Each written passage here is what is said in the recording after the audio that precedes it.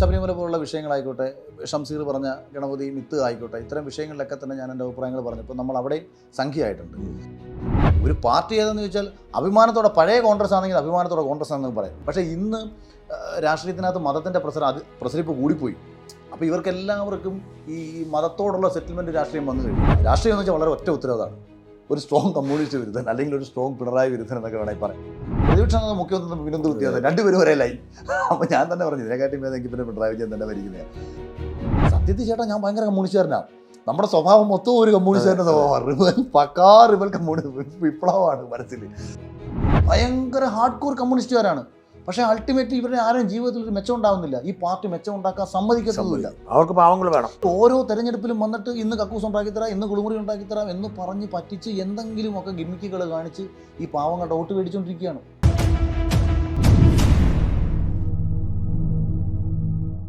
എൻ്റെ ഒരു ചോദ്യം, അഖിലിന് പണ്ട് രാഷ്ട്രീയം ഉണ്ടായിരുന്നു, കുറച്ചു കാലം കോൺഗ്രസ് ആയിരുന്നു, പിന്നീട് BJP ആയി, പിന്നെ രാഷ്ട്രീയം അങ്ങ് നിർത്തി. ഇപ്പോൾ അഖിലിനെ മിക്കവാറും ഈ കോൺഗ്രസ്, ഞാൻ സതീശൻ്റെ ഇതിൽ വെച്ച് കണ്ടു, മറ്റേ ഈ യുദ്ധം ഉണ്ടായ സമയത്ത് ഒരു കോൺഗ്രസ് അനുകൂല നിലപാടെടുത്തു.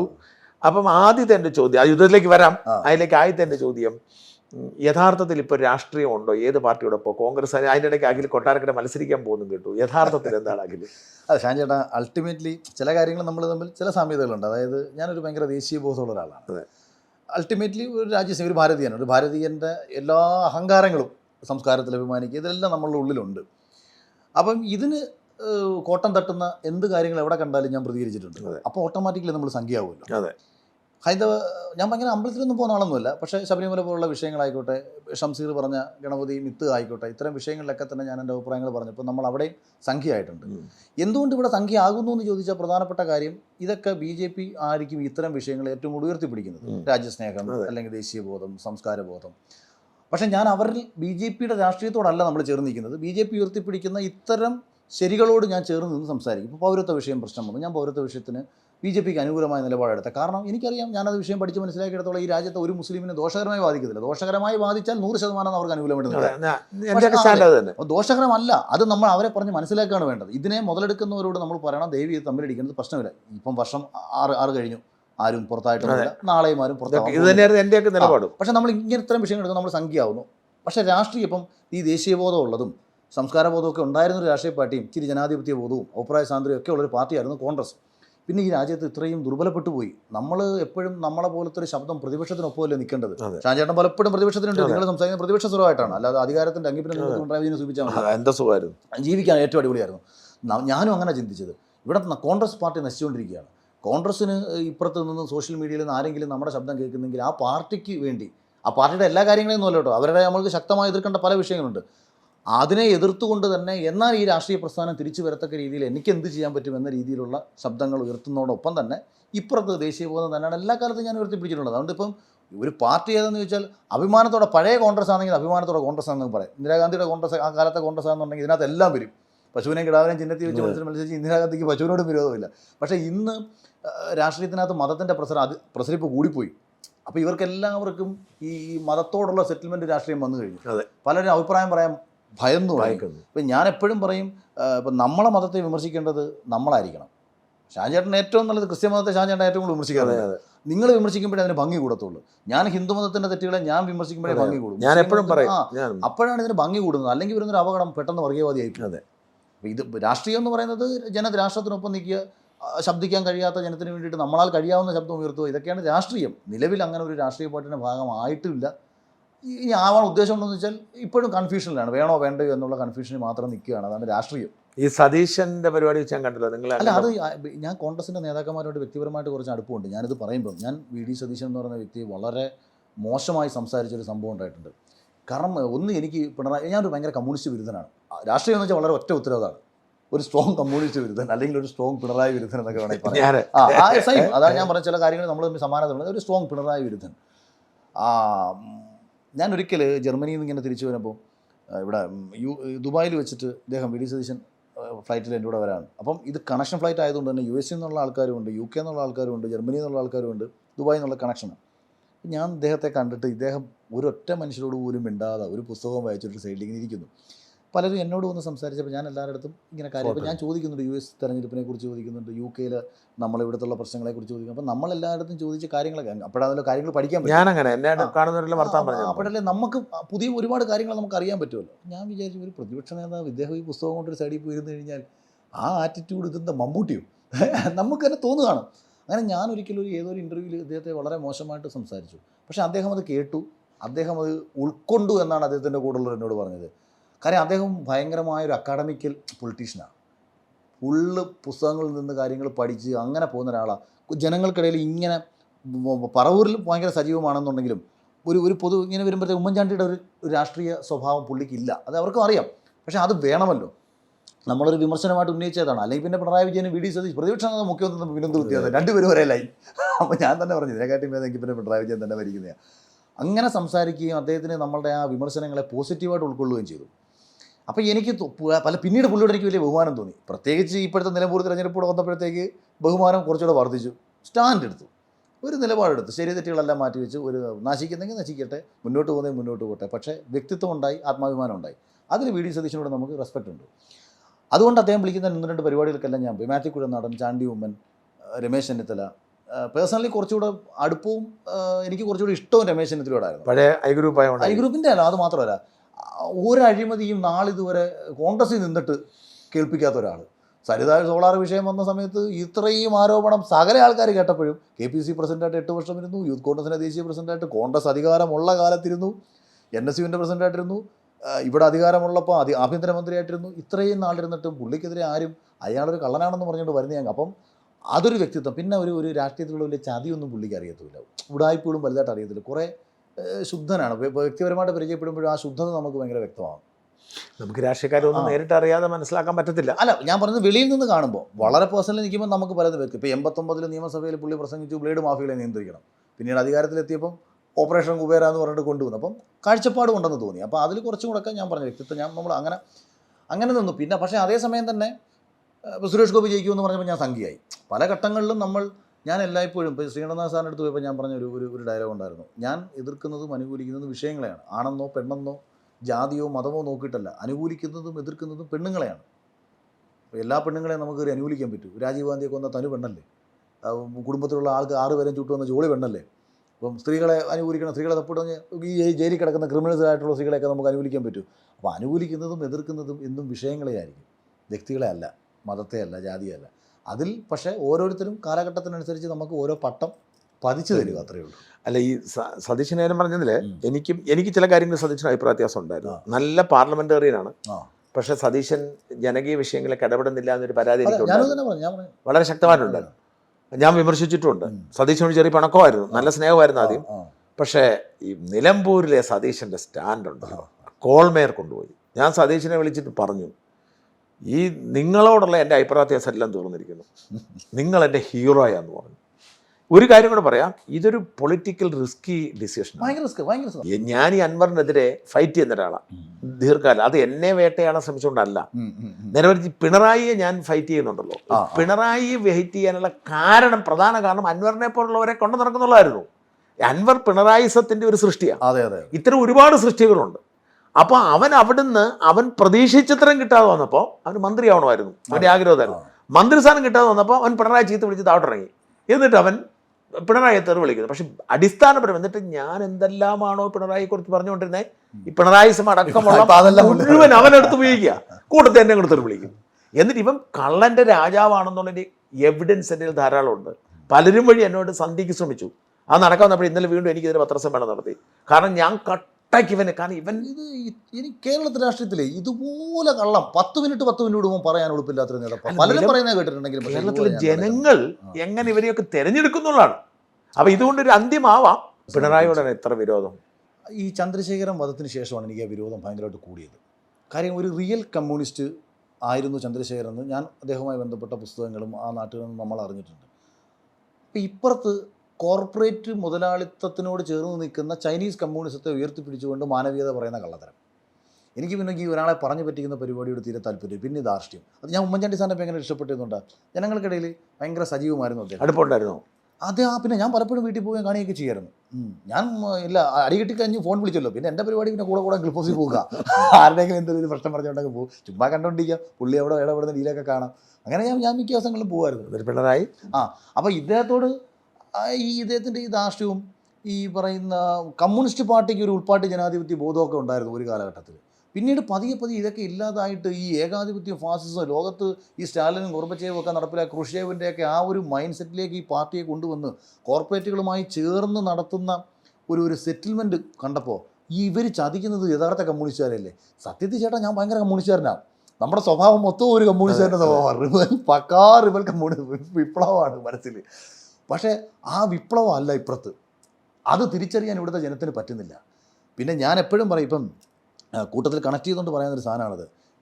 വേടൻ പലപ്പോഴും വോയിസ് ഓഫ് വോയിസ്ലെസ് എന്ന് പറയുന്ന ഒരു പരിപാടി കൊണ്ടാണല്ലോ വേടൻ വരുന്നത്. അപ്പോൾ ഞാൻ ഇങ്ങനെ ചോദിക്കാറുണ്ട്, യഥാർത്ഥത്തിൽ വേടൻ്റെ രാഷ്ട്രീയം ആർക്കെങ്കിലും പിടികിട്ടിട്ടുണ്ടോ? വേടൻ മുന്നോട്ട് വയ്ക്കുന്ന രാഷ്ട്രീയം കമ്മ്യൂണിസ്റ്റ് പാർട്ടിക്ക് എതിരാണ്. കാര്യം വോയിസ് ഓഫ് വോയിസ്ലെസ് എന്ന് പറഞ്ഞാൽ ഇവിടെ നിശബ്ദരാക്കപ്പെട്ട ജനതയുണ്ട്. അത് അവൻ്റെ വിഭാഗമാണ്, അല്ലെങ്കിൽ ദളിത് വിഭാഗമാണ്. ഈ 70 വർഷത്തോളം ആയിട്ടും കമ്മ്യൂണിസ്റ്റ് പാർട്ടി ഭരിച്ച് അധികാരത്തിലും പ്രതിപക്ഷത്തും ഇരുന്ന് ഭരിച്ചിട്ടും ഇന്നും ആ ജനത നിശബ്ദരായി കിടക്കുന്നുണ്ടെങ്കിൽ അതിന് കാരണം ഇടതുപക്ഷമാണെന്ന് പറയുമ്പോൾ വേടന് സത്യത്തിൽ സംസാരിക്കുന്നത് കമ്മ്യൂണിസ്റ്റ് പാർട്ടിക്കെതിരെ, അതുകൊണ്ടാണ് പിടിച്ചകത്തിട്ടത് എന്ന് ഞാനിങ്ങനെ പറയുകയും ചെയ്യും. എനിക്കും അതുപോലെ ഞാൻ പറഞ്ഞില്ലേ ചേട്ടാ, ഞാനൊരു ഹരിജൻ കോളനിയിലായിരുന്നു ഒരു 25 വർഷങ്ങൾക്ക് മുമ്പ് ഏകദേശം താമസിച്ചത്, എൻ്റെ ഒരു 5ാം ക്ലാസ് 6ാം ക്ലാസ് സമയത്തൊക്കെ. ആ കോളനി ചേട്ടാ ഇന്ന് വാ, മറുനാടൻ്റെ ഒരു ലേഖനം കൊണ്ടുപോവാ, അല്ലെങ്കിൽ ഞാൻ ഫോട്ടോ ഞാൻ ചേട്ടൻ അയച്ചു തരാം. അതേപോലെ നിൽക്കുകയാണ് വീടുകൾ. കൊല്ലത്ത് കൊട്ടിയത്ത് ഞാൻ താമസിച്ച ഒരു കനാലിൻ്റെ ഇരുവശത്തുള്ള വീടുകൾ 25 വർഷങ്ങൾക്കിപ്പുറവും ഞാൻ വാടക വീട്ടിൽ താമസിച്ച ആ ഓടിട്ട വീട് ഇന്നും അതേപോലുണ്ട്. അതിന് ചുറ്റുമുള്ള ചെറിയ കോളനികൾ ഇപ്പോഴും അതേപോലുണ്ട്. ആ കനാലിനിപ്പുറത്ത് കാണുന്ന ഈ മൺകട്ട കൊണ്ട് കെട്ടിയ വീടുകൾ ഇവരൊക്കെ ഇടതുപക്ഷ അനുകൂലികളാണ്. ഇങ്ങനെ ഒരു പണ്ട് കാലം മുതലേ ദളിതർക്ക് വേണ്ടി വാദിച്ച് ആ സമൂഹത്തിൽപ്പെട്ട കുട്ടികളെ മുഴുവൻ കേസിൽപ്പെടുത്തി നല്ലൊരു ജോലിക്ക് പോകാൻ പറ്റാത്ത രീതിയിലാക്കി, പാസ്പോർട്ട് ഇല്ലാത്ത രീതിയിലാക്കി, ഈ പാർട്ടികളുടെ അടിമകളാക്കി. അതെന്തിൻ്റെ പേരിലാണ്? ഇപ്പുറത്ത് നായരെ കാണിച്ചും മറ്റവനെ കാണിച്ചും ജാതീയമായി ഭിന്നിപ്പിച്ച് ഒരു വലിയ വിഭാഗത്തെ ചതിക്കുകയാണ്. അപ്പോൾ നമ്മുടെ നാട്ടിലുണ്ട്, എൻ്റെ നാട്ടിലുണ്ട് ഒരുപാട് പേര് ഭയങ്കര ഹാർഡ് കോർ കമ്മ്യൂണിസ്റ്റുകാരാണ്. പക്ഷേ അൾട്ടിമേറ്റ്ലി ഇവരുടെ ആരും ജീവിതത്തിൽ ഒരു മെച്ചം ഉണ്ടാകുന്നില്ല. ഈ പാർട്ടി മെച്ചം ഉണ്ടാക്കാൻ സമ്മതിക്കത്തുമില്ല. അവർക്ക് പാവങ്ങൾ വേണം, ഇവർക്ക് ഈ ദാരിദ്ര്യം വേണം. എന്നിട്ട് ഓരോ തെരഞ്ഞെടുപ്പിലും വന്നിട്ട് ഇന്ന് കക്കൂസ് ഉണ്ടാക്കിത്തരാം, ഇന്ന് കുളിമുറി ഉണ്ടാക്കിത്തരാം എന്ന് പറഞ്ഞ് പറ്റിച്ച് എന്തെങ്കിലുമൊക്കെ ഗിമ്മിക്കുകൾ കാണിച്ച് ഈ പാവങ്ങളുടെ വോട്ട് മേടിച്ചുകൊണ്ടിരിക്കുകയാണ്. അപ്പോൾ ഇതിനാരാണ് മെയിൻ കാരണക്കാർ? അങ്ങനെ അതാണ് എനിക്ക് കമ്മ്യൂണിസത്തോട് തോന്നിയത് എൻ്റെ ഒരു വിരോധം. അതായത് പറയുന്നതും പ്രവൃത്തിയും തമ്മിൽ യാതൊരു ബന്ധവുമില്ല, ഒരു ബന്ധവുമില്ല. അപ്പോൾ മാർക്സ് എന്തോ എഴുതി വെച്ചേക്കുന്നു, വേറെന്തൊക്കെ നടപ്പിലാക്കുന്നു, എന്നിട്ട് മാനവികത, മനുഷ്യ സ്നേഹം, സോഷ്യലിസം, സ്വാതന്ത്ര്യം, ജനാധിപത്യം എന്നൊക്കെ പറഞ്ഞിട്ട് ഏറ്റവും വലിയ ഫാസിസ്റ്റുകൾ, ആരെയും ഉൾക്കൊള്ളാൻ കഴിയാത്തവർ. നമുക്ക് ഏത് മനുഷ്യരോടും രാഷ്ട്രീയം ചർച്ച ചെയ്യാം, പക്ഷേ നാട്ടിൻപുറത്ത് ഒരു കമ്മ്യൂണിസ്റ്റോട് ചർച്ച ചെയ്താൽ അവസാനം അടിയാവും. ഇവന് ഉൾക്കൊള്ളാൻ പറ്റത്തില്ല, ബാക്കി ആരോടും സംസാരിക്കാൻ പറ്റും. അപ്പോൾ ഇത് ഉൾക്കൊള്ളാൻ കഴിയാത്ത മാനസികാവസ്ഥ. അപ്പോൾ അതൊക്കെ കൊണ്ട് തന്നെയാണ് നമ്മൾ ഒരു വല്ലാത്ത അവസ്ഥ, അതിൻ്റെ ഏറ്റവും പീക്കായിട്ടുള്ള ഫേസ്. പക്ഷേ പാർട്ടിക്ക് ഭയങ്കര പ്രയോജനപ്പെടുന്ന ആളുകളാണ് പിണറായി.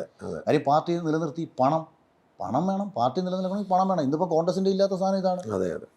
ഇവിടെ പിണറായിയെ സംബന്ധിച്ച് ഇവരെല്ലാം ഫണ്ടിങ് ഭയങ്കരമായിട്ട് കൃത്യം ഓപ്പറേറ്റ് ചെയ്യുന്നുണ്ട്. പിന്നെ BJP എന്ത് പറയുന്നു അതല്ല ഇവിടെ കൃത്യമായിട്ട് നടപ്പിലാക്കി കൊടുക്കുകയും ചെയ്യുന്നുണ്ട്. ഒരു വിരോധം, അതുകൊണ്ട് എം ആർ അജിത് കുമാർ ഞാനും അയാളെന്ന് ബന്ധമുണ്ടെന്ന് ഇവർ പറഞ്ഞ തെറ്റാണെങ്കിലും അൻവർ പറഞ്ഞു ഒരു കാര്യം കറക്റ്റാണ്, പിണറായി BJPയിലേക്കുള്ള പാലമായിട്ടാണ് ഉപയോഗിച്ചത് എം ആർ അജിത് കുമാർ. അല്ല അത് എനിക്കും അറിയാം. എനിക്ക് ഈ ആൾക്കാരത്ത് ചില ബന്ധങ്ങളൊക്കെ ഉണ്ടല്ലോ, അപ്പോഴൊക്കെ ബന്ധങ്ങളുണ്ടല്ലോ, 100% കറക്റ്റാണ്. പിന്നെ മാത്രമല്ല ചേട്ടാ ശ്രദ്ധിച്ചിട്ടുണ്ടോ അറിയത്തില്ല, പിണറായി വിജയൻ നരേന്ദ്രമോദിക്കെതിരെ അധികം പറഞ്ഞ് സംസാരിക്കുന്നത് മോദി പദം പറയത്തില്ലല്ലോ, കേന്ദ്രം എന്ന് പറയും. അതെ അധികം പുള്ളി മോദി എന്ന് പറയാറില്ല. പിന്നെ അവിടെ എന്താഗ്രഹിച്ചോ അത് കൃത്യം നടപ്പിലാക്കി കൊടുക്കുകയും ചെയ്യും. അതുകൊണ്ടൊന്നും അങ്ങോട്ടും ഇങ്ങോട്ടും ഒരു പ്രശ്നങ്ങളുമില്ല. അപ്പോൾ ഇത് തിരിച്ചറിയേണ്ടത് നമ്മളെ ജനതയാണ്. നിങ്ങൾ യഥാർത്ഥത്തിൽ നിങ്ങൾ മോദി എതിർക്കുന്നുണ്ടെങ്കിൽ നിങ്ങൾ അതേ അളവിൽ നിങ്ങൾ പിണറായി എതിർക്കേണ്ടി വരും. മോദി എതിർക്കുന്നവൻ അതേ അളവിൽ പിണറായി എതിർക്കേണ്ടി വരും. ഇത് രണ്ടും കൂടെ ഒരുമിച്ച് ഇപ്പോൾ പോകുന്നില്ല. പിന്നെ അവരാഗ്രഹിക്കുന്നത് എന്താ? അവർക്ക് ഒരു 5 വർഷം കൂടെ കമ്മ്യൂണിസ്റ്റ് പാർട്ടി ഭരിക്കട്ടെ, അവരെ സംബന്ധിച്ച് സേഫായിട്ട് ഇത് തമ്മിലടിച്ചങ്ങ് തീർന്നോളും. ഇപ്പുറത്ത് അപ്പോഴത്തേക്ക് കോൺഗ്രസിൻ്റെ കാര്യം അധികാരമില്ലാത്ത അവസ്ഥ വന്നാൽ കോൺഗ്രസിൽ ഇനി അധികം ആൾ നിൽക്കത്തില്ല. പിന്നെ ഏറ്റവും എളുപ്പമാണ്, ഞാനെപ്പോഴും തമാശയായിട്ട് പറയും, ഇങ്ങനെ ഇരിക്കുന്ന സാധനം ഇങ്ങനെ ചുരുണ്ട് വരാൻ വലിയ പാടൊന്നുമില്ലെന്ന് എന്ന് പറയും. ഇതിങ്ങനെ വലിച്ചു തൂത്തെടുക്കാനാണ് പാടുന്നത്. അപ്പോൾ ഇവിടുന്ന് പലരും മാറും. ജാതിയം ഇപ്പോൾ ക്രിസ്ത്യൻ സമൂഹത്തെ വളരെ ബുദ്ധിപരമായിട്ട് ഇവർ കൂടെ കൂട്ടുന്നുണ്ട്. വിഴിഞ്ഞത്ത് നരേന്ദ്രമോദി ഒന്ന് പ്രസംഗിച്ചപ്പോഴത്തേക്ക് പതിവില്ലാത്ത വിധം മാർപ്പാപ്പയും പോയിരുത്തുന്നുണ്ടായിരുന്നു, സെൻറ്റ് ജോർജിനെയും പോയിരുത്തുന്നുണ്ടായിരുന്നു. ചാണ്ടി ഉമ്മൻ്റെ ഒപ്പം മഹാരാഷ്ട്ര ഗവർണർ ഒരു പരിപാടി പങ്കെടുത്തു, ഞാനും അതിൽ പങ്കെടുത്തതാണ്. അപ്പം ചാണ്ടി ഉമ്മൻ തന്നെ അതിലിങ്ങനെ കുറച്ച് വിവാദമൊക്കെ ആയി. മഹാരാഷ്ട്ര ഗവർണർ പഴയ RSSകാരനാണല്ലോ.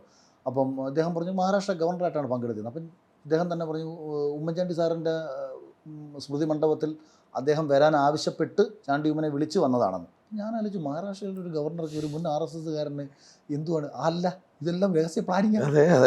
കാരണം അവിടെ പോകണം, ഉമ്മൻചാണ്ടി എന്ന് പറയുന്ന ഒരാൾക്ക് കേരളത്തിലെ ജനങ്ങൾക്കിടയിലുള്ള സ്വാധീനം, അവിടെ ക്രിസ്ത്യൻ സമൂഹത്തിനുള്ള സ്വാധീനം, അവിടെ നിങ്ങൾ പോയിട്ട് ഒന്നൊരു സംഭവം ഉണ്ടാക്കിയിട്ട് പോര്, ബാക്കി നമുക്ക് ചെയ്യാം.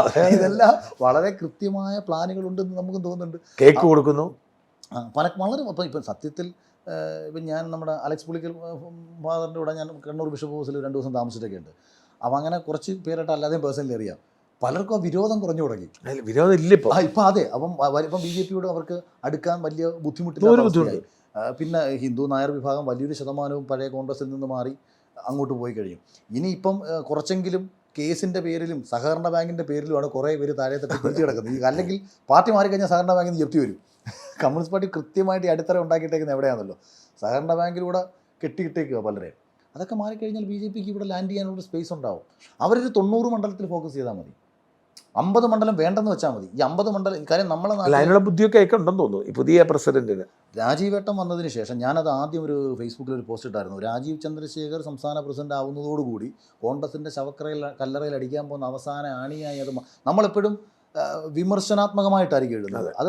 അതിനെ തിരിച്ചറിയണം. അപകടം വരാൻ പോകുന്നുണ്ടെങ്കിൽ തിരിച്ചറിയണം. ഇപ്പോൾ എതിരാളി നമ്മളെ അടിക്കുന്നത് കമ്പി കൊണ്ടാണെന്നുണ്ടെങ്കിൽ നമ്മൾ മറ്റേ പട്ടിയെല്ലാം കൊണ്ട് നേരിട്ടിട്ട് കാര്യമില്ല. അത് അപ്പം നമ്മൾ പറയണം, അവൻ്റെ കൈ കമ്പിയായിരിക്കുന്നത്, നീ എന്തുവരെ അവൻ കമ്പി ഉണ്ടെന്ന് ഒരു പുല്ലും ചെയ്യാൻ പോകുന്നില്ല. അല്ല, അതുകൊണ്ട് അടിച്ചാൽ വേദനിക്കും, അത് കുറച്ചുകൂടെ പരിക്കുണ്ടാവും, അവൻ കമ്പി മാറ്റി വടിവാൾ എടുത്തിട്ടുണ്ട് എന്ന് പറയുമ്പോഴത്തേക്ക് എന്തുവാ നമ്മളെ കൈ ഇത് മതി. കോൺഗ്രസ് ഇപ്പോഴും പഴയ പട്ടിയെല്ലാം കൊണ്ടിരിക്കുക. പിന്നെ വേറൊരു പ്രധാന കാര്യം, അവർക്ക് അവസരം ഇല്ലാഞ്ഞിട്ടില്ല, തരൂരിനൊന്നും അടുപ്പിക്കുന്നുമില്ല.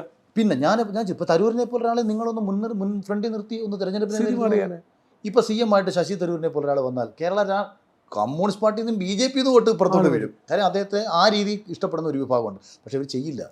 പിന്നെ നമ്മളിപ്പോൾ എല്ലാ പാർട്ടികൾക്കും വളരാൻ ഒരാശയമുണ്ടല്ലോ ചേട്ടാ. ഇപ്പോൾ ചെടിക്ക് വളരാൻ വളം എന്നതുപോലെ നമുക്ക് കഴിക്കാൻ ഭക്ഷണം എന്നതുപോലെ കോൺഗ്രസ് വളർന്നത് ആശയം എന്ന് പറയുന്നത് സ്വാതന്ത്ര്യ സമരമായിരുന്നു. അതെ, കഴിഞ്ഞു. അത് സ്വാതന്ത്ര്യം കിട്ടിയതോടുകൂടി അത് കഴിഞ്ഞു. അതിനുശേഷം ഇവർക്ക് എന്ത് ആശയം പറയണമെന്ന് അറിയത്തില്ല. BJP അതേസമയം വളരെ ബുദ്ധിപരമായിട്ട് ഹിന്ദുത്വ ദേശീയ ബോധം എടുത്തങ്ങ് മുന്നിൽ വെച്ചു. അതുകൊണ്ട് ആ വിഭാഗത്തെ കൂടെ കൂട്ടാൻ പറ്റി. മറ്റേ താഴെ തട്ടി പാവങ്ങൾക്ക് വേണ്ടിയിട്ടാണെന്ന് പറഞ്ഞ് അവനെ പാവപ്പെട്ടവൻ ഇല്ലാത്തതുകൊണ്ട് പാവപ്പെട്ടവനാക്കി മാറ്റി. സമത്വം ആഗ്രഹിക്കാറുണ്ട്. കാരണം എല്ലാവരും ദരിദ്രരാവണം, ഇതാണല്ലോ അവരുടെ സമത്വം. എല്ലാവരെയും രക്ഷപ്പെടുത്തുക എന്നുള്ള സമത്വമല്ല, എല്ലാവരെയും ഒരേപോലെ നശിപ്പിക്കുക, അങ്ങനെ എല്ലാവരെയും സമന്മാരാക്കുക. ആ സമത്വത്തിലൂടെ ഇവിടെ കുറേ പാവങ്ങൾ കിട്ടും. അപ്പോൾ ഇതിൻ്റെ ഇടയിൽ കോൺഗ്രസ് എന്ത് പറയണമെന്ന് അറിയാൻ ആകെ വലയുക. ഇപ്പോൾ ദേശീയബോധം പറയണോ, മതേതരത്വം പറയണോ, ജനാധിപത്യം പറയണോ, ആകെ പെട്ടു. അവരതെല്ലാം കൊടുത്തു, BJP കൊടുത്തു. പിന്നെ ഇതെല്ലാം അപ്പുറത്തും ദേശീയതയൊക്കെ BJP കൊടുത്തു. ഞാൻ എപ്പോഴും കോൺഗ്രസ്സുകാർ പറയും, ഈ ഭാരത് മാതാ കി ജയ് നിങ്ങളുടെ അത്രയും ധൈര്യത്തോടു കൂടി ഇന്ത്യയിൽ ആർക്ക് വിളിക്കാൻ പറ്റും? കാര്യം ബ്രിട്ടീഷുകാരനെ നോക്കി നിങ്ങൾ വിളിച്ചതാണ്. പക്ഷേ ഇന്നൊരുത്തൻ ഒരു കോൺഗ്രസ് ഭാരത് മാതാ കി ജയ് ഹിന്ദ് എന്ന് പറയത്തില്ല. ഇത് അവൻ്റെ ഇത് BJPയുടെ മുദ്രാവാക്യമായി മാറി. ഇപ്പോൾ അത് രാജീവ് ചന്ദ്രശേഖർ ചോദിച്ചത്, പുള്ളി വിഴിഞ്ഞത്തിരുന്നിട്ട് ഭാരത് മാതാ കി ജയ് വിളിക്കുന്നത് എങ്ങനെ മുദ്രാവാക്യാവുന്നത്? രാജ്യത്തിന് ജയ് വിളിച്ചതല്ലേ. പക്ഷേ അതിനെ നിങ്ങൾ അപ്പോൾ ആക്ഷേപിച്ചു. റിയാസ് ഉൾപ്പെടെ പുള്ളി ഇരുന്ന് മുദ്രാവാക്യം, അതെന്താ കമ്മ്യൂണിസ്റ്റുകാരന് ഭാരത് മാതാ കി ജയ് വിളി കേൾക്കുമ്പോൾ മുദ്രാവാക്യമായിട്ട് തോന്നുന്നത്? ഭാരത് മാതാ കി ജയ് വിളി കേൾക്കുമ്പോൾ ഇവിടുത്തെ കമ്മ്യൂണിസ്റ്റുകാരനും കോൺഗ്രസ്സുകാരനും അത് മുദ്രാവാക്യമായിട്ട് എന്തുകൊണ്ട് തോന്നുന്നു? നമ്മളെല്ലാം വിളിച്ചൂടെ? അപ്പം കോൺഗ്രസിന്റെ സ്ഥാനാർത്ഥിയെ കൊട്ടാരക്കര ഒന്നുമില്ല കേട്ടോ. ഇപ്പോൾ സത്യത്തിൽ ഉള്ളത് പറഞ്ഞാൽ കൊട്ടാരക്കരയിൽ ഇപ്പോഴത്തെ കേസോടുകൂടി കൊട്ടാരക്കരയിലേക്കേ വരേണ്ട, അങ്ങനെ ഒരു അവസരം വന്നാൽ പോലും കൊട്ടാരക്കരയിലേക്ക് വരേണ്ടെന്ന്. കാര്യം എന്ന് വെച്ചാൽ ഞാൻ ഇന്നലെ വരെ അതിശക്തമായ രീതിയിൽ ദേശീയ നിലപാടുകളും രാജ്യസ്നേഹ നിലപാടുകളും മാത്രം എടുത്തിട്ടുള്ളതാണ്. ഇപ്പോൾ എമ്പുരാൻ എന്നൊക്കെ പറയുമ്പോഴത്തേക്ക് മലയാളത്തിൽ ഏറ്റവും വലിയൊരു സിനിമയാണ് വരുന്നത്. ആ സിനിമ വരുന്നു ലാലേട്ടനായിട്ട് ഞാൻ പേഴ്സണലി അടുപ്പമുള്ള ഒരാളാണ്. പൃഥ്വിരാജുമായിട്ട് അങ്ങനെ അടുപ്പമൊന്നും ഇല്ലെങ്കിൽ പോലും അദ്ദേഹത്തെയും കണ്ടാൽ സിനിമയിൽ നിൽക്കുന്ന ഒരാളാണ്, മലയാള സിനിമയിൽ ഏറ്റവും ടോപ്പ് ലെവലിൽ നിൽക്കുന്ന ഒരാളാണ് ഞാൻ. പക്ഷേ ശക്തമായിട്ട് പ്രതികരിക്കുകയാണ്. ഞാൻ പറഞ്ഞത് തന്നെ മുരളി ഗോപിയുടെ വിവരക്കേടിൻ്റെ വികലമായ എഴുത്ത് മനുഷ്യരെ തമ്മിലടിപ്പിക്കാൻ വേണ്ടി ഇറക്കിയൊരു സിനിമ, മതപരമായി ഭിന്നിപ്പിച്ചിട്ടല്ല. അത് പറഞ്ഞപ്പോൾ VD സതീശൻ്റെ പരിപാടിക്ക് ഞാൻ പങ്കെടുത്തതിന് ശേഷം അദ്ദേഹത്തിന് പോലും പലരും മെസ്സേജ് അയച്ചു, ഇവൻ തങ്കിയാണ്, ഇവനെ അടുപ്പിക്കാൻ പാടില്ല. അത് കഴിഞ്ഞ് നമ്മുടെ പഹൽഗാമിലെ പ്രശ്നം വന്നു, അതിശക്തമായിട്ട് രാജ്യത്തിന് വേണ്ടി എഴുതി. അത് കഴിഞ്ഞ് ഇത് മോദിയുടെ സൃഷ്ടിയാണെന്നും ബീഹാർ തെരഞ്ഞെടുപ്പ് ലക്ഷ്യം വെച്ചുകൊണ്ട് നടത്തുന്ന രാഷ്ട്രീയ നീക്കങ്ങളാണെന്നതിന് പിന്നിലെന്നും മല്ലികാർജ്ജുൻ ഖാർഗെ ആരോപിച്ചു. എനിക്ക് കേട്ടപ്പോൾ ഭയങ്കര ദേഷ്യം തോന്നി. ഞാൻ പറഞ്ഞു, ഏതെങ്കിലും വിവരം കെട്ട കോൺഗ്രസ്സുകാരുടെ കയ്യടിക്ക് വേണ്ടിയിട്ട് ദയവ് ചെയ്ത് ACC പ്രസിഡന്റ് ഇത്തരം പ്രസ്താവന ഇറക്കരുത്. ഇനി ഇത് രാഷ്ട്രീയമായ രീതിയിലാണ് പ്രയോജനപ്പെടുത്താൻ വേണ്ടിയിട്ടാണ് മോദി ഇത് ചെയ്തതെന്ന് നിങ്ങൾ പറഞ്ഞാൽ, ഇന്ത്യയുടെ 2 പ്രധാനമന്ത്രിമാർ ഇവിടെ കൊല്ലപ്പെട്ടിട്ടുണ്ട്. ആ കൊല്ലപ്പെട്ടത് രാഷ്ട്രീയമായ നേട്ടത്തിന് വേണ്ടിയിട്ടാണെന്നൊരു മറുചോദ്യം വന്നാൽ എന്തുത്തരം പ്രസിഡന്റ് പറയും? പിന്നെ നമ്മുടെ സൈനിക വീഴ്ചയെപ്പറ്റി പറയുന്നു. ഈ രാജ്യത്ത് ആയിരക്കണക്കിന് ആക്രമണങ്ങൾ സൈന്യം തടയുകയാണ്, നമ്മൾ അറിയുന്ന പോലുമില്ല. ഒന്നോ രണ്ടോ വീഴ്ചയുണ്ട്. കാര്യം അവർക്ക് ഡെയിലി പറഞ്ഞുകൊണ്ടിരിക്കാൻ പറ്റും ഞങ്ങളൊന്ന് 3 അവിടിച്ചിട്ടു, ഇതൊന്നും അവർ നമ്മളെ അറിയിക്കത്തില്ല, അവരവരുടെ ജോലി ചെയ്യുന്നു.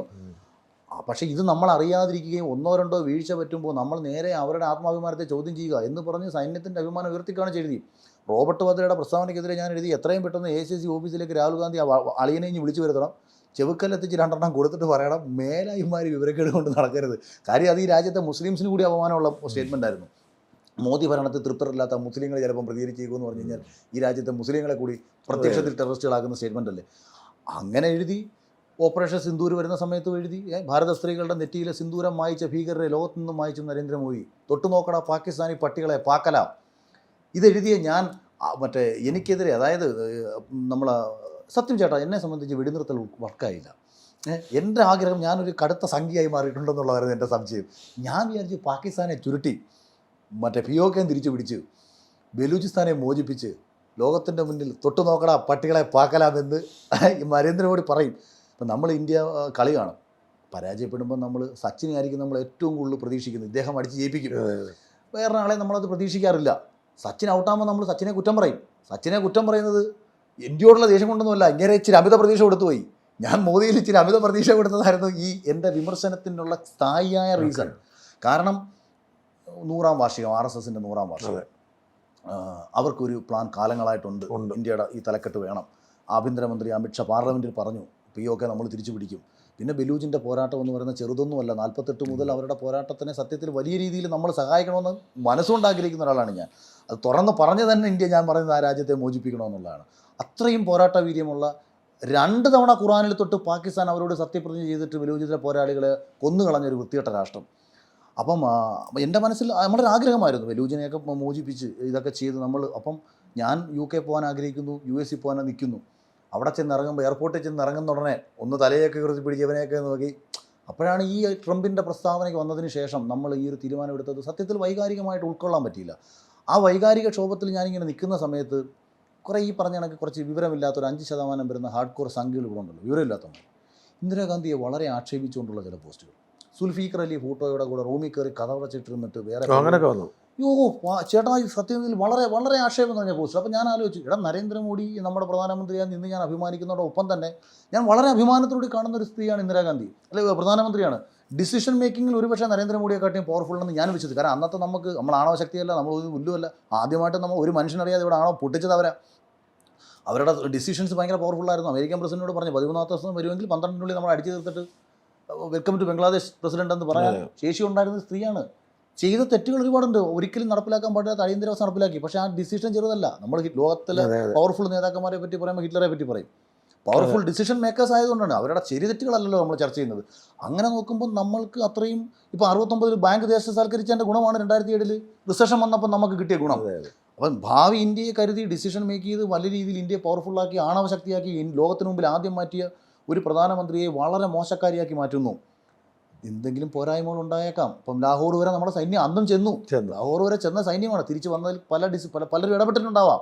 പക്ഷേ അത്രയും പവർഫുള്ളായിട്ട് നിന്നൊരു പ്രധാനമന്ത്രിയെ വളരെ ആക്ഷേപിച്ചിട്ടപ്പോൾ ഈ വെടിനിർത്തൽ തീരുമാനമെടുത്ത മോദിയെ ഇവർ പുകഴ്ത്തുമ്പോൾ എനിക്ക് പെട്ടെന്ന് ഒരു ഇത് തോന്നുകയും ഇന്ദിരാഗാന്ധിയോട് തോന്നിയൊരു സ്നേഹത്തിൽ ഞാൻ മോദിയെയും ഇന്ദിരാഗാന്ധിയും കൂടെ താരതമ്യം ചെയ്തുകൊണ്ട് ഞാൻ എഴുതി. ആ എഴുത്തിൽ ഇവർക്ക് പലരുടെയും കുരുപൊട്ടി. അപ്പോൾ എനിക്കെതിരെ ജനൻ TV-യിൽ വ്യാജ വാർത്ത, ഭാരതം പാകിസ്ഥാനെ ആക്രമിച്ചതിൽ പ്രതിഷേധിച്ചതുകൊണ്ട് പാകിസ്ഥാനിലെ പാവങ്ങളെ ഇന്ത്യ കൊല്ലുന്നു എന്നും പറഞ്ഞ് ഞാൻ ലൈവ് ഇട്ടെന്ന് എല്ലാത്തിനും തട്ടണമെന്ന് പറഞ്ഞാൽ ഞാൻ പറഞ്ഞുകൊണ്ടിരിക്കുന്നത്. അപ്പം ഞാൻ കരുതി അല്ലേട്ടൻ എന്തടിസ്ഥാനത്തിൽ പരിചയമോ പുള്ളി ജനൻ TV-യുടെ ഒരു പരിപാടി അവതരിപ്പിക്കാൻ വേണ്ടി നമ്മളെ വന്ന് കാണുകയൊക്കെ ചെയ്തതല്ലേ. അപ്പം ഞാൻ കരുതി അല്ലേട്ടൻ എന്തിനാ ഇങ്ങനെ എഴുതുന്നത്, എന്തടിസ്ഥാനത്തിൽ? എന്നെ അറിയാമല്ലോ പുള്ളിക്ക്, അഖിൽമാരെ എത്രയും പെട്ടെന്ന് നാട്ടിൽ ഉദ്ഘാടനങ്ങളൊക്കെ നിർത്തിയിട്ട് സൈനിക മേധാവിയായിട്ട് വിടണമെന്ന്. നമ്മളൊരു പൗരൻ്റെ വികാരമാണ് എഴുതിയത്. അത് നിങ്ങൾക്ക് ഉൾക്കൊള്ളാൻ കഴിഞ്ഞില്ലെങ്കിൽ അതെന്ത് മര്യാദകേടാ. അങ്ങനെ ഞാൻ ഇവരെ പരിഹസിച്ചുകൊണ്ട് ഞാനൊരു ലൈവ് ഇടുന്നു. ആ ലൈവിൽ 17 മിനിറ്റ് സംസാരിച്ചതിൽ 15 മിനിറ്റ് ഇത് പറഞ്ഞ് അവസാനിക്കാൻ തുടങ്ങിയപ്പോൾ ഏതോ ഒരുത്തൻ അടിയിലൊരു കമൻറ്റ് ഇട്ടു, ഈ ബലൂചിസ്ഥാൻ്റെ മാറ്റർ. അങ്ങനെ ആ കമൻറ്റിന് റിപ്ലൈ ഇട്ടതാണ് പിന്നീട് നമ്മുടെ രാജ്യത്തിൻ്റെ നയമല്ലാത്തതിൻ്റെ പേരിൽ വിവാദമായി മാറിയത്. പക്ഷേ മനസ്സുകൊണ്ട് ഇപ്പം ആ പ്രശ്നമായിരുന്നു അതെന്ന് പറയുന്നത്, ഇപ്പം ഞാൻ ഈ ബലൂചിസ്ഥാനെ ഇന്ത്യ സഹായിച്ചിട്ട് ഇപ്പോൾ ചതിച്ചു എന്ന് ഞാൻ പറഞ്ഞു. അതിൽ ആയുധം കൊടുത്ത് സഹായിച്ചിട്ട് ഇന്ത്യ ഇപ്പോൾ ചതിച്ചു. അപ്പോൾ ഈ ആയുധം എന്ന് പറയുന്നത് ഒരിക്കലും പറയാൻ പാടില്ലാത്തൊരു കാര്യമായിരുന്നു എന്നുള്ളത് കൊണ്ടാണ് ഞാൻ പോലും ആ ലൈവ് ഡിലീറ്റ് ചെയ്തത്. അത് വേണ്ടായിരുന്നു എന്ന് എനിക്ക് തോന്നി. അത്ര പ്രശ്നം ഉണ്ടായിട്ടുള്ളൂ. അതാണ് ഇവരെല്ലായിടത്തും വെച്ച് ആഘോഷിച്ചത്. ഞാൻ വേറെ ഒന്നും പറഞ്ഞിട്ടില്ല. പക്ഷേ വാർത്തകളെല്ലാം വന്നപ്പോഴത്തേക്ക് അതിലൊക്കെ ഞാൻ ആവർത്തിച്ച് പറയുന്നതെന്ന് അറിയാമോ, നമ്മൾ പാകിസ്ഥാനെ കാരണം നമ്മൾ എപ്പോഴാണ് ലോകത്തിന് മുമ്പ് സൂപ്പർ പവറായിട്ട് മാറുന്നത്? ഈ അമേരിക്ക എപ്പോഴാണ് ചേട്ടാ സൂപ്പർ പവർ ആകുന്നത്? ഇവൻ കൊണ്ട് 2 അണുബോംബ് ഒരെണ്ണം ഇട്ടിട്ട് അവൻ ഒടുങ്ങിയോ? ഒരെണ്ണം ഇട്ടിട്ട് കാരണം ഇവൻ്റെ തുറമുഖം അടിച്ചതിൻ്റെ പേരിൽ ഇവൻ ആ ജപ്പാനെ ഇല്ലാണ്ടാക്കി കളഞ്ഞപ്പോഴല്ലേ അതിനുശേഷമല്ലേ ഇവൻ ലോകത്തിന് മുമ്പ് സൂപ്പർ പവറായി മാറുന്നത്. എപ്പോഴും സൂപ്പർ. ഞാൻ ചിന്തിച്ചു നമ്മളെന്ത് ഇപ്പോൾ നമ്മളല്ല യുദ്ധത്തെക്കുറിച്ച് പറയാം, ചെയ്യരുതെന്നൊക്കെ പറയും. പക്ഷേ ഇപ്പോഴത്തെ ഈ പാകിസ്ഥാനെ നമുക്ക് പുല്ലുപോലൊരു 30 ദിവസം കൊണ്ട് ചുരുട്ടായിരുന്നു.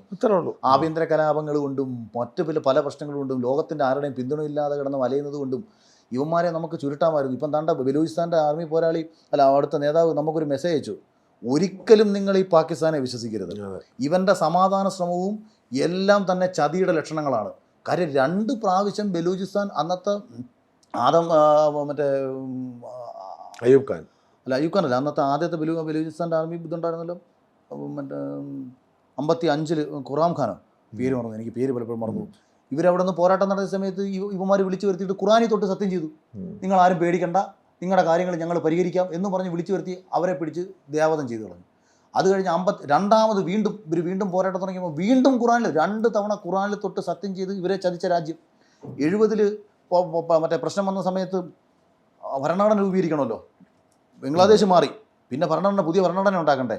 ബലൂചിസ്ഥാനിൽ NAP എന്ന് പറയുന്ന പുതിയ പാർട്ടിയല്ലേ, ഇവരെ കൂടെ നിർത്തി, ഇവർ പ്രാദേശിക പാർട്ടിയാണ്, ഇവരെ കൂടെ നിർത്തിയിട്ട് നിങ്ങൾ എല്ലാ പ്രശ്നം പരിഹരിക്കാമെന്ന് പറഞ്ഞുകൊണ്ട് സുൽഫീഖർ അലി കൂടെ വിളിച്ച് സംസാരിച്ചിട്ട് ഭരണഘടന ഉണ്ടാക്കി കഴിഞ്ഞതിന് ശേഷം 73 പട്ടാള ഭരണം ഏർപ്പാടാക്കി ഇവരെ വീണ്ടും ചതിച്ചു. എന്നിട്ട് ആ പാർട്ടിയെ പിരിച്ചുവിട്ടു.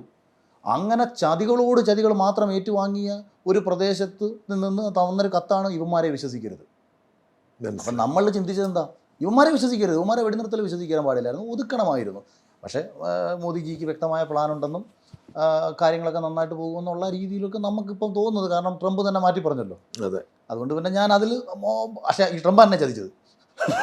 ട്രംപ് ഒരാഴ്ച കഴിഞ്ഞപ്പോൾ ട്രംപ് അൻവർ പോയിക്കോലാണ് ഇന്ന് പറയുന്നത് നല്ലതാണ്, നാളെ പറയുന്നതല്ല മറ്റന്നാ. അല്ല ട്രംപ് ഞാനിത് പറഞ്ഞാൽ പുള്ളി കട്ട് ചെയ്തെടുത്തിട്ട് പ്രചരിപ്പിക്കും, അൻവറും ട്രംപ് ഉപയോഗിക്കലാന്ന് പറഞ്ഞിട്ട് വേണം. അല്ല അങ്ങനത്തെ ടീംസ് ഉണ്ട്.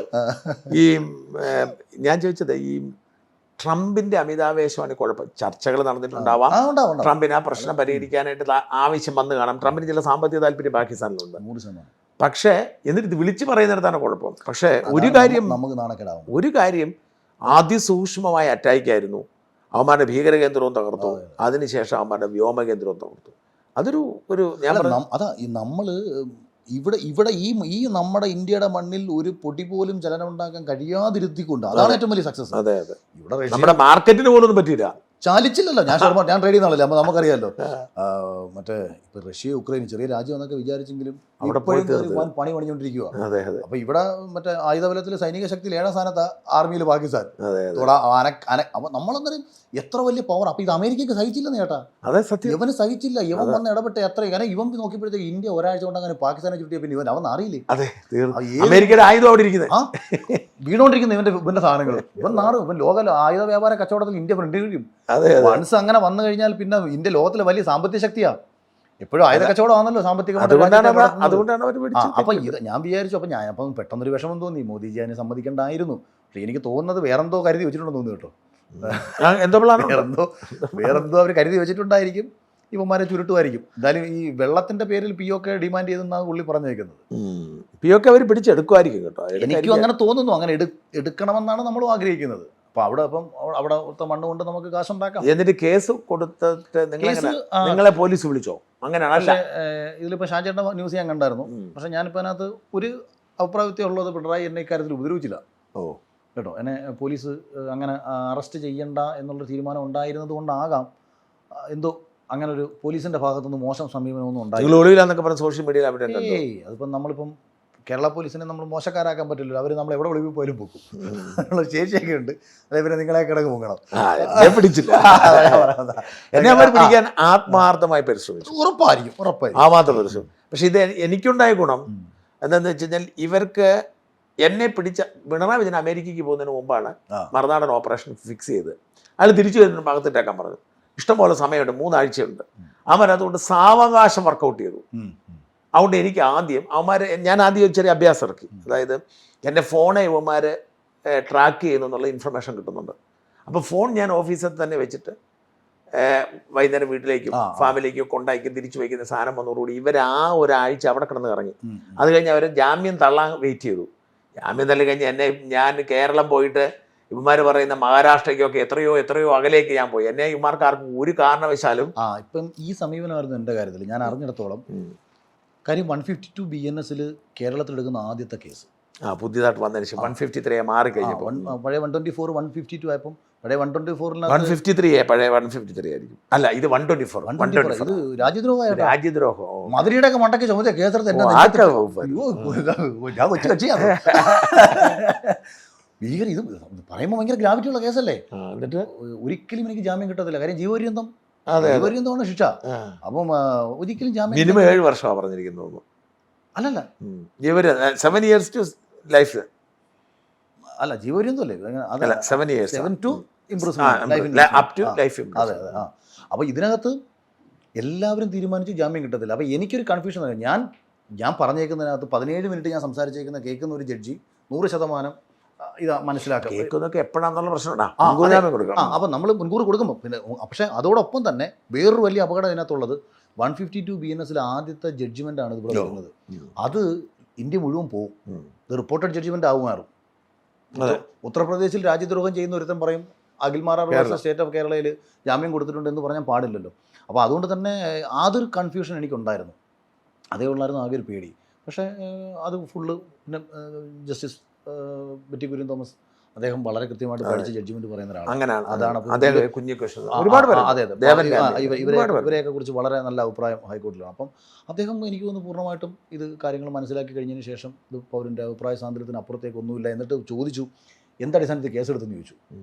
അന്നേരം അവരുടെ ഭാഗത്തുനിന്നും ബോബി ക്രൂസിയുടെ ഭാഗത്തുനിന്നും വലിയൊരു സ്ട്രോങ് ഇതൊന്നും ഉണ്ടായില്ല. അത് അങ്ങനെ എൻ്റെ സ്റ്റേറ്റ്മെന്റ് എടുത്തിട്ട് റെഫർ ചെയ്ത് സർക്കാർ നിങ്ങളെ ഉപദ്രവിക്കേണ്ടെന്ന് തോന്നിയതുകൊണ്ടായിരിക്കും. എനിക്ക് മേ ബി എല്ലാ കേസിലൊക്കെ എന്നാ ബഹളമായിരുന്നു.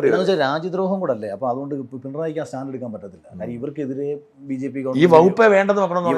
അതെ. അപ്പോൾ അത് പിന്നെ ഇത് സത്യത്തിൻ്റെ വേറൊരു കാര്യം ഞാൻ പറയാം ചേട്ടാ. ഇതിൽ എനിക്കെതിരെ കേസ് എടുത്തത് മാത്രമല്ല, ഞാൻ ജാമ്യം കിട്ടാതെ അകത്ത് പോയിരുന്നെങ്കിൽ ചേട്ടൻ ഉൾപ്പെടെ ആർക്കും ഒരുപക്ഷെ നാളെ BJPക്കെതിരെ സ്ട്രോങ് ആയിട്ട് പറയാൻ പറ്റാത്ത അവസ്ഥയുണ്ടായേനെ. കാരണം ഓരോ സ്ഥലത്തിരുന്ന് ഓരോരുത്തന്മാർ ചൂണ്ടിക്കൊണ്ട് കേസ് ഇത് കേസെടുക്കും ജാമ്യം കിട്ടത്തുമില്ല. കാര്യം നമ്മളത് നിഷേധിക്കപ്പെട്ടതുകൊണ്ട് തന്നെ ഇത് വരും.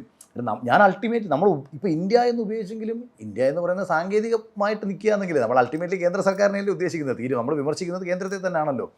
നിങ്ങൾ എന്നിട്ട് പോലീസ് പോയെന്നില്ല കേസ് ആയതുകൊണ്ട്? ഇല്ല വിളിച്ചിട്ടില്ല. അതിപ്പോൾ എനിക്ക് അന്വേഷണ ഉദ്യോഗസ്ഥന് മുമ്പിൽ ഹാജരാവണം. 12-ാം തീയതിയാണ് ഡേറ്റ് പറഞ്ഞിട്ടുണ്ട്. അപ്പോൾ അതെന്നിട്ട് കാശ് ഞാൻ കൊടുക്കുക? ഞാൻ കോഷ്യം കൊടുക്കുന്നുണ്ട്. ചിലപ്പോൾ പോലീസിൻ്റെ ഭാഗത്ത് നിന്ന് തന്നെ അതൊരു റെഫറൽ വന്നേക്കാം എന്നും പറയുന്നുണ്ട്. കാര്യം ഇതിനകത്ത് ഒന്നുമില്ല. ആ ലൈവിൽ പറഞ്ഞതിനപ്പുറത്തേക്ക് ഇവർക്ക് ഇനിയിപ്പോൾ എന്തന്വേഷിച്ച് പോയാലും എല്ലാത്തിനും നമ്മൾ ഓപ്പൺ റെഡിയാണ്. നമ്മുടെ ഏത് ബന്ധവും ഞാൻ പോലും നമ്മൾ പരസ്യത്തിൻ്റെ കാര്യം സംസാരിച്ചില്ലേ. എനിക്കൊരു നഴ്സിംഗ് റിക്രൂട്ട്മെൻറ്റുമായി ബന്ധപ്പെട്ടൊരു വലിയ കമ്പനിയുടെ പരസ്യം വന്നു. 15 ലക്ഷത്തോളം രൂപയായിരുന്നു ഒരു വർഷത്തേക്ക് പറഞ്ഞത്. ഞാൻ അവരോട് പറഞ്ഞു, നിങ്ങൾ എന്നെ വെച്ച് പരസ്യം ചെയ്തിട്ട് ഏതെങ്കിലും ഒരു നഴ്സിനെ നിങ്ങൾ പുറത്ത് വിട്ടിട്ട് ആ കുട്ടിക്ക് ഒരു പ്രശ്നം പറ്റിക്കഴിഞ്ഞാൽ അതിൻ്റെ ഉത്തരവാദിത്തം ഞാൻ ഏറ്റെടുക്കണ്ടേ? അവർ പറഞ്ഞില്ല 10-13 വർഷമായിട്ട് നമ്മൾ കറക്റ്റായിട്ടാണ് ചെയ്യുന്നത്. ഞാൻ പറഞ്ഞു പക്ഷേ എനിക്ക് ബുദ്ധിമുട്ടാണ്, ഞാനും എടുക്കാറില്ല. അപ്പോൾ ഞാനത് ചെയ്തില്ല. അതുപോലെ മറ്റേ ഈ പ്രോഡക്റ്റുകൾ, അപ്പം നമ്മളൊരു പ്രോഡക്റ്റ് പരിചയപ്പെടുത്തുമ്പം അത് ഉപയോഗിച്ച് ഫലപ്രദമായി എന്ന് നമുക്ക് തോന്നുമ്പോഴല്ലേ ഇപ്പം അത് എന്ത് തേക്കും, മുടി കിളിക്കും, അല്ലെങ്കിൽ ഇത് തേച്ചാൽ മുഖം വെളുക്കും, അങ്ങനെയുള്ള പരസ്യങ്ങളൊന്നും ഞാൻ ചെയ്യത്തില്ല. പ്രോഡക്റ്റുകൾ ഞാൻ ചെയ്യത്തില്ല. ഇപ്പം നമുക്ക് ചെയ്യാം, നമുക്കിപ്പം മൈജിക്ക് ചെയ്യാൻ കാര്യം അതിന്, അല്ലെങ്കിൽ വേറെ പർട്ടിക്കുലർ ബ്രാൻഡിന് ചെയ്യാം. അതിനകത്ത് ഇരിക്കുന്നത് ഇൻ്റർനാഷണൽ ബ്രാൻഡുകളാണ്. അപ്പം ഐഫോൺ, സാംസങ്, ഇതൊന്നും അവരുടെ അല്ല, സ്ഥാപനത്തിൻ്റെ പോളിസീസ് മാത്രം നമ്മൾ പരസ്യം ചെയ്ത് വിടുന്നതേ ഉള്ളൂ. അത്തരം പരസ്യങ്ങൾ ഞാൻ ചെയ്യാറുള്ളൂ. അല്ലാണ്ട് ഒരാളെ പറ്റിക്കുന്ന പരിപാടികളായിക്കോട്ടെ ഇതൊന്നും ചെയ്യത്തില്ല. ദുബായിൽ തന്നെ ഒരു കമ്പനി അവരുടെ ക്രിയേറ്റീവ് ഹെഡായിട്ട് വെച്ചു. 3 മാസം എനിക്ക് 15,000 രൂപ ശമ്പളം തന്നു, ഒരു കാര്യമില്ലാതെ. അപ്പോൾ എനിക്ക് ഞാൻ ചെയ്ത് എന്തിനു, നിങ്ങൾ എന്നെ ഒന്ന് യൂസ് ചെയ്യും. അപ്പോൾ അവർക്ക് യൂസ് ചെയ്യുന്നില്ല. ഞാൻ പറഞ്ഞു നിർത്തിക്കൂ, ശമ്പളം വേണ്ട. ഒന്നുകിൽ നിങ്ങൾക്ക് എന്തെങ്കിലും നിങ്ങൾ കൊച്ചിയിലൊരു ഓഫീസിൽ അത് ഞാൻ ഇവിടെ റൺ ചെയ്തു തരാം, മീഡിയ പരിപാടികളും ഇവൻസും ഒക്കെയാണ്. പക്ഷേ അത് അവർക്ക് വെറുതെ നമ്മളെ പേരെടുത്ത് വയ്ക്കുമ്പോൾ നമുക്ക് ഡൗട്ട് വരും, നമുക്ക് വെറുതെ പൈസ തരുന്നതിന് മറ്റെന്തെങ്കിലും ഉദ്ദേശമുണ്ടോ? സാധ്യതയില്ല. അപ്പം നമ്മളത് വേണ്ടെന്ന് വയ്ക്കും. ഞാൻ പറഞ്ഞത് അങ്ങനെ, അതായത് പൈസയ്ക്ക് വേണ്ടിയിട്ട് എല്ലാം ചെയ്യുന്ന ഒരാളൊന്നും അല്ല. ഞാൻ ഇപ്പോൾ യൂട്യൂബിൽ പോലും എനിക്ക് സത്യത്തിൽ നല്ല വരുമാനം കിട്ടേണ്ട ആളാണ്. എന്നിട്ട് ഞാൻ ഒരു വീഡിയോ യൂട്യൂബ് ഇടാറില്ല. ഫേസ്ബുക്കിൽ ഇടുന്നത് ജനത്തോട് എന്തെങ്കിലും പറയാനുള്ള ഒരു പ്ലാറ്റ്ഫോമായിട്ട്. കുഴപ്പമില്ല, പക്ഷേ അതിനുവേണ്ടി സമയം കണ്ടെത്തി വീഡിയോ എടുക്കാറില്ല. മറ്റേ ലൈവല്ലേ, മറ്റേതാ എളുപ്പമല്ലേ, ചുമ്മാ അന്നേരം എവിടെ ആയിരിക്കുന്നത് വെച്ചാൽ അവിടെ നിന്ന് ലൈവ് ഒക്കെ ഇടുക, കാറിലെങ്കിൽ കാറിൽ, വീട്ടിലെങ്കിൽ വീട്ടിൽ. മറ്റേത് ഇച്ചിരി അല്ല ഫേസ്ബുക്കിലും യൂട്യൂബിലൊക്കെ ഒരേ സമയം ലൈവ് ചെയ്യാം, അല്ല ഒരേ സമയം അറ്റേ ടൈമിൽ പറ്റൂ. പിന്നെ ഫേസ്ബുക്കിലും യൂട്യൂബിലും ഇൻസ്റ്റയിലും ഒക്കെ ഒരേ സമയം ഇപ്പം ലൈവ് ചെയ്യാം, ഒറ്റ ടൈം. അയ്യോ അതിന് ഞാൻ ചെയ്തിട്ടുണ്ട്. ആണല്ലേ? ഞാൻ പലപ്പോഴും ലൈവ് ചെയ്താൽ എല്ലാത്തിനും ഒരുമിച്ച് ചെയ്തു. ഓ അത് ശരി, എനിക്ക് അതിൻ്റെ അറിയത്തില്ലായിരുന്നു. പിന്നെ ഇനിയിപ്പോൾ ഞാൻ വിചാരിക്കുന്നത് നമ്മുടെ ശബ്ദം കുറച്ചുകൂടെ ഒക്കെ ഒന്ന് വ്യക്തമാക്കി. അല്ല നിങ്ങൾ അത് കഴിഞ്ഞിട്ട് ഇപ്പം നിങ്ങൾ ലൈവ് ചെയ്ത് പൊക്കൊണ്ടോ, നിങ്ങൾ പിന്നീട് ചെയ്യേണ്ടത് എന്താ വെച്ചാൽ നിങ്ങളുടെ ആരെങ്കിലും ഒക്കെ ഉണ്ടാവുമല്ലോ. അപ്പം നിങ്ങളുടെ ഇത്രയും സംവിധാനമുള്ളപ്പോൾ ഒരാളെ ഈ ടെക്നിക്കൽ കാര്യങ്ങളുണ്ടല്ലോ, അവരെ കൊണ്ട് ഇത് കട്ട് ചെയ്ത് ഡിഫറെൻറ്റ് ടൈറ്റിൽ തമ്പൊക്കെ ഇടിപ്പിച്ചിട്ട് ഒരു 3-4 മിനിറ്റുള്ള പല വീഡിയോ, ഇപ്പം നിങ്ങൾ 20 മിനിറ്റോ 25 മിനിറ്റോ ലൈവ് ചെയ്തു, അതിനെ നിങ്ങൾക്ക് യൂട്യൂബിൽ തന്നെ അതിലെ ഓരോ ഭാഗങ്ങൾ വെച്ച് അങ്ങനെ ഇപ്പം അങ്ങനെ ചിന്തിക്കുന്നുണ്ട്. ഇനിയിപ്പോൾ മുന്നോട്ടുള്ള കാര്യങ്ങളിൽ നമുക്ക് യൂട്യൂബിൻ്റെ സാധ്യതകളൊക്കെ നോക്കാമെന്ന് ചിന്തിക്കുന്നുണ്ട്. സോഷ്യൽ മീഡിയയുടെ സാധ്യതയാണ് ഏറ്റവും കൂടുതൽ ഉപയോഗിക്കുന്നത്, ഇൻസ്റ്റയിലെ എല്ലാത്തിൻ്റെ സാധ്യത ഉപയോഗിക്കുന്നത്. അപ്പോൾ ഇലക്ഷൻ മത്സരിക്കാനുള്ള സാധ്യത കാണുന്നുണ്ടോ? പിന്നെ അതിൽ ചേട്ടാ അൾട്ടിമേറ്റ്ലി നമുക്ക് ഇപ്പോൾ ചേട്ടൻ ചെയ്തുകൊണ്ടിരിക്കുന്ന ജനസേവനമാണ്. അതെ അല്ലേ? അതെ. നമുക്ക് ജനസേവനം ചെയ്യാൻ MLA ആവണമെന്നൊന്നുമില്ല, നമുക്ക് പല രീതിയിൽ ചെയ്യാം. പിന്നെ ഒരു രാഷ്ട്രീയ പാർട്ടിക്ക് നമ്മളിൽ നിന്ന് മത്സരിച്ചാൽ ജയസാധ്യതയുണ്ട്, ഞാൻ ആ രാഷ്ട്രീയ പാർട്ടിക്കൊപ്പം ചേർന്ന് പോകുന്ന ഒരാളാണെന്നൊക്കെ തോന്നി നമുക്ക് അങ്ങനെ ഒരു അവസരമൊക്കെ വന്നാൽ എനിക്ക് താല്പര്യമൊക്കെ ഉള്ളതാണ്. കാരണം എനിക്കെപ്പോഴും എനിക്ക് സെലിബ്രിറ്റി സ്റ്റാറ്റസ് അല്ല ഇഷ്ടം, എനിക്കതല്ല. എനിക്ക് അതുകൊണ്ടാണ് ഞാൻ ബിഗ് ബോസ് കഴിഞ്ഞ് ഇറങ്ങിയതിന് ശേഷം ഞാൻ വളരെ സജീവമായി ജനങ്ങൾ, ഇപ്പം ഞാൻ ദുരിതാശ്വാസ വിഷയത്തിൽ പറഞ്ഞത് ഭയങ്കരമായ ചർച്ചയായ കാര്യമല്ലേ, മുഖ്യമന്ത്രിയുടെ ദുരിതാശ്വാസ കയറി, ഇതൊക്കെ ഞാൻ എന്തിനെ അവരെ ഉറപ്പിക്കാൻ, ഞാൻ ജനങ്ങൾക്ക് വേണ്ടി സംസാരിച്ചതെല്ലാം തന്നെ. പല വിഷയങ്ങളിലും പലപ്പോഴും നമ്മൾ ജനത്തിന് വേണ്ടി ഒരു ശബ്ദമാകണം. ഇപ്പോൾ ചിലർ പറയും ഫേസ്ബുക്കിൽ, ഞാൻ ഫേസ്ബുക്കിൻ്റെ യൂട്യൂബിൻ്റെ കാര്യം പറയാം, നമ്മളിത് പറയുന്നത് ഇതിൽ നിന്ന് ഫേസ്ബുക്കിൽ വളരെ ചെറിയ 1 മില്യൺ വ്യൂസ്, എൻ്റെ എല്ലാ വീഡിയോയ്ക്കും 1 മില്യൺ വ്യൂസ് കിട്ടും, മിനിമം 1 മില്യൺ വ്യൂസ് കിട്ടും. ഇപ്പോൾ തന്നെ ഈ ബലൂചിസ്ഥാൻ വിഷയത്തിൽ ആരോ എനിക്കെതിരെ ഇട്ടേക്കുന്ന വീഡിയോ 50 ലക്ഷം വ്യൂ ആണ് യൂട്യൂബിൽ, 50 ലക്ഷം എനിക്കെതിരെ കേസെടുത്തു എന്ന് പറഞ്ഞിട്ടേക്കുന്ന വീഡിയോയ്ക്ക്. അപ്പോൾ അത്രയും ജയിലിലാവും എന്നൊക്കെ പറഞ്ഞാൽ സന്തോഷമില്ല. അതെ, ഒളിച്ചോടി. ഞാൻ ഫ്ലാറ്റിലായിരുന്നു, ഞാനും പോയിട്ടൊന്നുമില്ല. കാരണം രാമേശ്വരത്തെ ലോഡ്ജ് ചെയ്യുന്ന എന്നെ എന്തായാലും കേരള പോലീസ് പൊക്കാൻ ഞാൻ അനുവദിക്കത്തില്ല. പൊക്കിയാൽ വീട്ടിൽ വന്ന് വിളിച്ചോണ്ട് പോട്ടെ, ഒരു നാണക്കേട് നമുക്ക് വിചാരിക്കണ്ടല്ലോ. ആ ഒരു പിന്നെ അഡ്വക്കേറ്റ് വിമലായിരുന്നു ഇവിടെ ഇത് ബാധിച്ചത്, കുഴപ്പമില്ല, കൈകാര്യമൊക്കെ അവൾ ചെയ്തു. അപ്പോൾ എന്തായാലും സിനിമ പുതുതായിട്ടും ഞാനിപ്പോൾ ഒരെണ്ണം മിക്കവാറും ഞാനൊരു പടം ഡയറക്ഷൻ ചെയ്യാനുള്ള കാര്യം സീരിയസ് ആയിട്ട് മനസ്സിലിങ്ങനെ ഇരിക്കുന്നു. അത്യാവശ്യം ഒരു നല്ല സബ്ജക്റ്റ്. നിർമ്മാതാവൊക്കെ ഉണ്ടോ? അത് ഓൾറെഡി എനിക്കുണ്ടായിരുന്നു. ഞാനിത് വെയിറ്റ് ചെയ്തത് സബ്ജക്റ്റ് നല്ലതാവണമല്ലോ. നമ്മൾ വിളിച്ച് പറഞ്ഞാൽ പടം ചെയ്യാൻ തയ്യാറായി നിൽക്കുന്ന ആൾക്കാർ നേരത്തെ റെഡിയാണ്. കാര്യം അവർക്ക് എന്നെ വിശ്വാസമാണ്, നമ്മളിനി അവരെ ആരെയും ചതിക്കത്തില്ല എന്നുള്ള വിശ്വാസം. പക്ഷേ ആ വിശ്വാസം കാത്തു സൂക്ഷിക്കാൻ വേണ്ടിയിട്ട് ശ്രദ്ധിക്കണമല്ലോ. സിനിമ ചിലപ്പം പരാജയപ്പെട്ടേക്കാം, പക്ഷേ ഒരു നല്ല സിനിമ നമ്മൾ ചെയ്തു എന്നൊരു സംതൃപ്തി നമുക്കുണ്ടാവും.